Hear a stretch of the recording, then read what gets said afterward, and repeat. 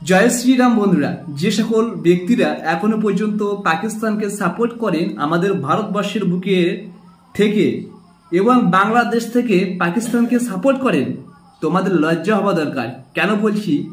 এই হুজুরের কাছ থেকে তোমাদের শিক্ষা হওয়া খুব প্রয়োজন। দেখুন এই হুজুর কি বললেন। আমাদের দেশের এখনো মানুষ পাকিস্তানিদেরকে বা পাকিস্তান রাষ্ট্রকে মুসলিম রাষ্ট্র হিসেবে মানতে চায় বা সাব্যস্ত করতে চায়, প্রমাণ করতে চায়। অথচ এই পাকিস্তান উর্দুনে ফিলিস্তিনি 10,000 ফিলিস্তিনিকে হত্যা করছে। এই পাকিস্তান বেলুচিস্তানে 2 লাখ বেলুচিস্তানের মানুষকে, মুসলমানকে হত্যা করছে।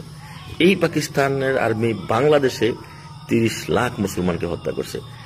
এই পাকিস্তান আফগানিস্তানে 4 লাখ মুসলমানকে হত্যা করছে।